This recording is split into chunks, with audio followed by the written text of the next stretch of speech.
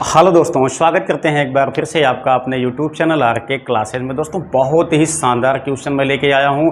यहां पे दोस्तों कैपेसिटर से संबंधित है, जो कि आपके एग्जाम में बहुत ज़्यादा पूछा जाता है। हम लोग इसको शून्य लेवल से समझने की कोशिश करेंगे। कोई भी डाउट, कोई भी दिक्कत आपको उम्मीद करते हैं कि ये क्लास देख लेने के बाद बिल्कुल भी नहीं होगी। ठीक है, तो यहाँ पर हम लोग देखने वाले हैं जो क्वेश्चन आपका दिया गया होगा सर्किट का, जिसमें कैपेसिटर आपके लगे हुए होंगे, उसको दोस्तों हम लोग व्हीट स्टोन सेतु के नियम से लगाना देखेंगे। क्योंकि दोस्तों ऐसी सवालें आपकी जो होती हैं वो व्हीट स्टोन सेतु से ही लग पाती हैं। इसके अतिरिक्त हम कोई भी नियम लगाते हैं दोस्तों तो वहां पे मिस हो जाएगा।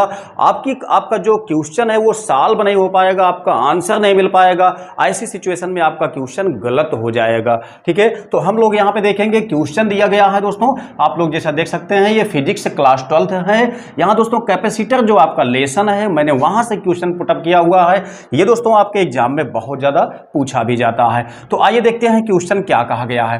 देखिए कहा गया है, दिए गए संजाल में बिंदु ए तथा बी के बीच तुल्यधारिता ज्ञात कीजिए। दोस्तों संजाल की बात यहां पे की गई है, इससे आपको घबराना नहीं है, क्योंकि संजाल का मतलब होता है सर्किट, सर्किट का मतलब होता है परिपथ। ठीक है ना, तो परिपथ ही यानी सर्किट को ही हिंदी में परिपथ भी कहते हैं, संजाल भी कहते हैं। तो यहां पे देखिएगा कहा गया है कि ए व बी के बीच में तुल्यधारिता ज्ञात कीजिए। पहला क्वेश्चन आपका यही कहा गया है। उसके बाद कहा गया है क्या चीज, ए एवं बी के बीच में 15 वोल्ट की बैटरी लगा दिया जाए। ए तथा बी के बीच में 15 वोल्ट की बैटरी को लगा दिया जाए, तब संधारित्र पर आवेश की मात्रा ज्ञात कीजिए। ठीक है ना, मतलब प्रत्येक कैपेसिटर, जो आपका कैपेसिटर यहां पे लगे हुए हैं, उन पे कितना कितना आवेश बनेगा। दोस्तों हम लोग यहां पे इस क्वेश्चन में देखने वाले हैं कैपेसिटर की कैपेसिटी, तुल्य कैपेसिटी कैसे फाइंड की जाती है। साथ ही साथ दोस्तों यहां पे अगर उसमें बैटरी लगाई गई है, तब प्रत्येक कैपेसिटर पर कितना कितना आवेश बनेगा, वो भी हम लोग यहां पे एक क्वेश्चन की मदद से देखने वाले हैं। तो देखिए सबसे पहले जहां भी दोस्तों आपको ऐसी आकृति दिखाई दे, मीन्स ये हुआ कि 5 कैपेसिटर आपके लगे हुए हों आयताकार टाइप में, वहां पे दोस्तों आपको सबसे पहले व्हीट स्टोन सेतु का नियम लगा देना है। ठीक है, इसी सर्किट को आप हल्का से ड्रा कर दीजिए, बदल दीजिए। कैसे बदलेंगे देखिएगा। यहां पे दोस्तों हम लोग क्या काम करते हैं, इस तरीके से एक बनाते हैं आयत, वर्ग बनाएंगे। उसके बाद यहां दोस्तों इसको हम इस तरीके से तोड़ देंगे। यहां पे हमको बैटरी जोड़ना है, ध्यान से चीजों को समझिएगा, आप भी आसानी से बना पाएंगे। ठीक है, थोड़ा सा ये कम सही है, मैं इसको फिर से बनाता हूं।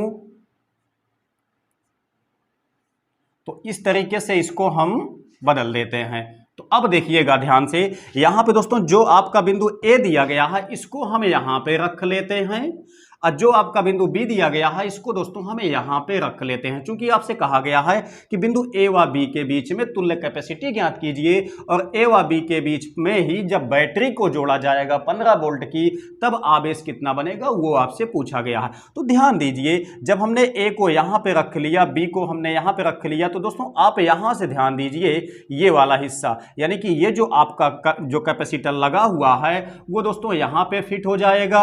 C3 है, हम C3 यहां पे लिख लेते हैं। ये 4 आपका दिया गया है, हमने यहां पे नोट किया। ठीक है, यहां पे देखिए ये पॉइंट आपका D है, तो D हम यहां पे लगा देते हैं।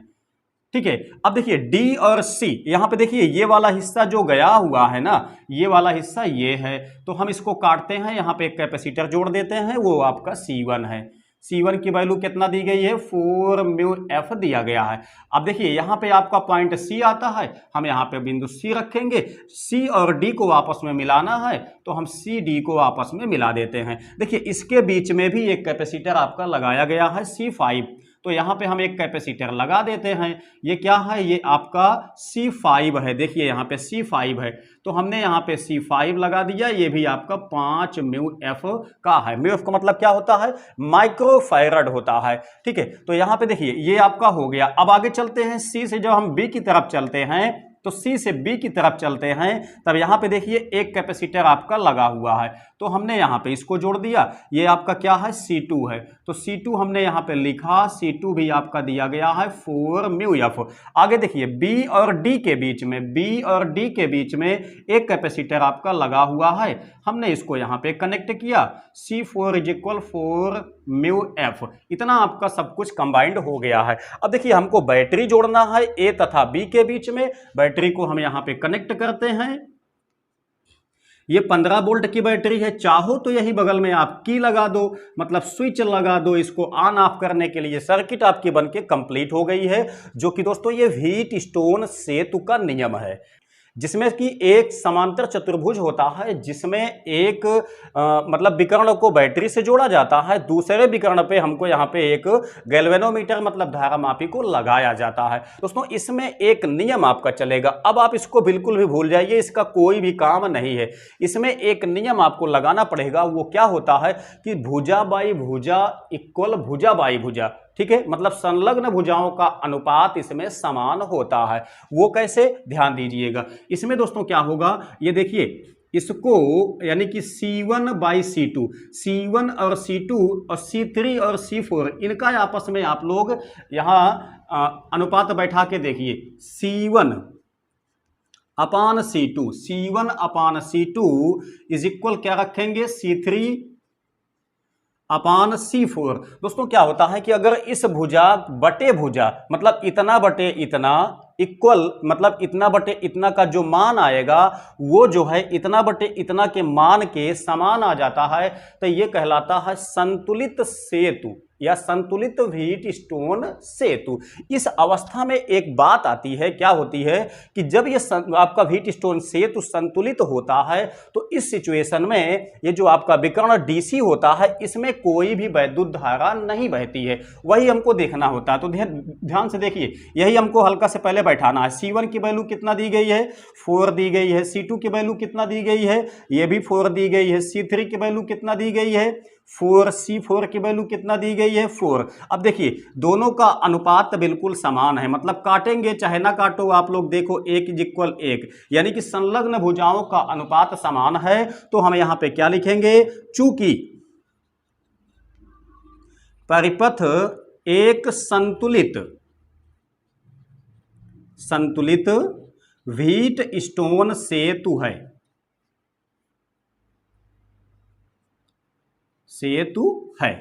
इसलिए दोस्तों जब ये आपका संतुलित हो जाता है तो इस सिचुएशन में हमने क्या कहा कि इसमें धारा आपकी नहीं जाती है। मतलब ये हुआ कि हम ये मान के चल सकते हैं कि यहाँ पे जो C5 का आपका कैपेसिटर लगा हुआ है इससे कोई मतलब नहीं है, चाहे तो इसको आप डिस्कनेक्ट कर सकते हैं यहाँ से। अब देखिए हमारा काम क्या है, जब ये संतुलित व्हीटस्टोन सेतु हो गया तो आवेश हमारा यहाँ पे जब आएगा, देखिए आवेश आपका ऐसे ऐसे यहाँ तक आएगा, यहाँ पहुंचेगा, ये 2 भागों में डिवाइड हो जाएगा। तो एक भाग इसका ऐसे ऐसे जाएगा, एक भाग इसका ऐसे जाएगा। चूंकि हमने क्या कहा, इसको डिस्कनेक्ट कर दीजिए, इसका कोई भी मतलब अब नहीं रह गया, ठीक है। तो देखिए यहां से आपका जो आवेश आएगा सीधा चला जाएगा, मतलब इसमें भी जाएगा इसमें भी जाएगा, ये दोनों में आपका बटेगा नहीं।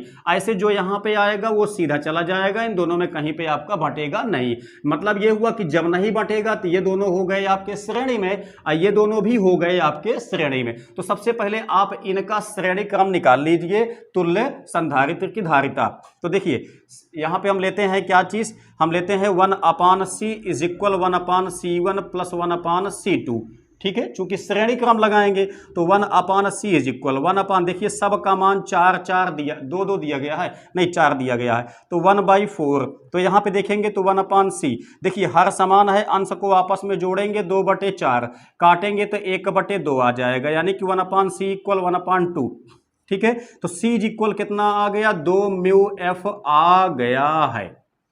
ध्यान से समझिएगा, अभी आपको आवेश निकालने में ये काम देगा, ठीक है। तो इन दोनों के बीच में केवल एक कैपेसिटर आपका लग गया है, यहां पे ध्यान दीजिए, कितने का, 2 का, 2 म्यू एफ। अब दोस्तों ऐसे हम देखते हैं जो हमारा यहां पे लगेगा इस साइड में वो कितने का लगेगा, वो भी सेम देखिए 4 यहाँ पे है, 4 यहाँ पे है, जो यहाँ पे था वही यहाँ पे था, मतलब यहाँ से हम सी डैश मान लेते हैं, ये भी आपका 2 म्यू एफ हो गया। मतलब इस साइड भी आपका आप निकालेंगे, ऐसे निकालेंगे तो यहां पर इस साइड का मान भी यही निकल के आएगा।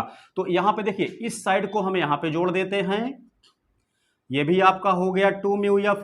दोस्तों अब हमने क्या काम किया, इसको बैटरी से जोड़ दिया, जो आपका यहाँ पे सप्लाई लाइन जो आपकी सर्किट जटिल थी वो सर्किट काफ़ी हद तक अब आसान हो गई है। तो देखिए जो आवेश यहाँ से आएगा यहाँ पर पहुँचने के बाद दोस्तों ये दो भागों में आपका डिवाइड हो जाएगा। मतलब ये हुआ कि जब इन दोनों का तुल्य निकाल लेते हैं तब जो बचता है दोस्तों ये दोनों आपस में समांतर क्रम में हो जाते हैं, जैसा आप यहाँ से देख सकते हैं। तो इस तरीके से ये दोनों आपके समांतर में हो गए, तो हम समांतर का निकाल लेते हैं। समांतर का कैसे निकालते हैं, देखिए क्या होता है, इसको हम मान लेते हैं C triple dash is equal C plus C dash. चूंकि हमने यहाँ इस साइड को हमने क्या माना है, हमने यहाँ पे माना था सी, जो सी आया था, और इस साइड वाले को हमने क्या माना था, सी डैश माना था।